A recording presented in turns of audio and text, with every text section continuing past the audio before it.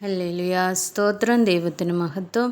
എല്ലാ ദൈവമക്കൾക്കും കർത്താവിൻ്റെ അതിപരിശുദ്ധമായ നാമത്തിൽ എൻ്റെ സ്നേഹവന്ദനം അറിയിക്കുന്നു. ഇന്ന് ഞാൻ വായിക്കാൻ പോകുന്നത് സങ്കീർത്തനം 75 എല്ലാവരും ശ്രദ്ധയോടെ കേൾക്കുക, അനുഗ്രഹം പ്രാപിക്കുക.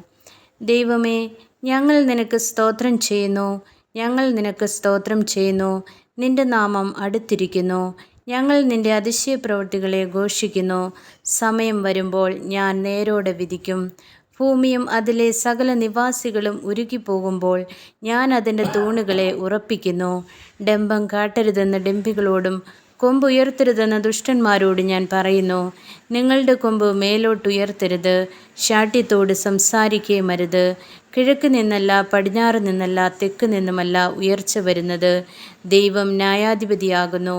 അവൻ ഒരുത്തനെ താഴ്ത്തുകയും മറ്റൊരുത്തനെ ഉയർത്തുകയും ചെയ്യുന്നു. യഹോവയുടെ കയ്യിൽ ഒരു പാനപാത്രമുണ്ട്, വീഞ്ഞു നുരയ്ക്കുന്നു, അത് മദ്യം കൊണ്ട് നിറഞ്ഞിരിക്കുന്നു. അവൻ അതിൽ നിന്ന് പകരുന്നു. ഭൂമിയിലെ സകല ദുഷ്ടന്മാരും അതിൻ്റെ മട്ടു വലിച്ചു കുടിക്കും. ഞാനോ എന്നേക്കും പ്രസ്താവിക്കും, യാക്കോബിൻ്റെ ദൈവത്തിന് സ്തുതി പാടും. ദുഷ്ടന്മാരുടെ കൊമ്പുകളൊക്കെ ഞാൻ മുറിച്ചു കളയും, നീതിമാന്മാരുടെ കൊമ്പുകളോ ഉയർന്നിരിക്കും. ആമേൻ. ദൈവം യഹൂദായിൽ പ്രസിദ്ധനാകുന്നു, അവൻ്റെ നാമം ഇസ്രായേലിൽ വലിയതാകുന്നു. അവൻ്റെ കൂടാരം ശാലേമിലും അവൻ്റെ വാസസ്ഥലം സിയോനിലും ഇരിക്കുന്നു. അവിടെ വെച്ച് അവൻ വില്ലിൻ്റെ മിന്നുന്ന അമ്പുകളും പരിചയും വാളും യുദ്ധവും തകർത്ത് കളഞ്ഞു. ശാശ്വത പർവ്വതങ്ങളെക്കാൾ നീ തേജസ്സും മഹിമയും ഉള്ളവനാകുന്നു.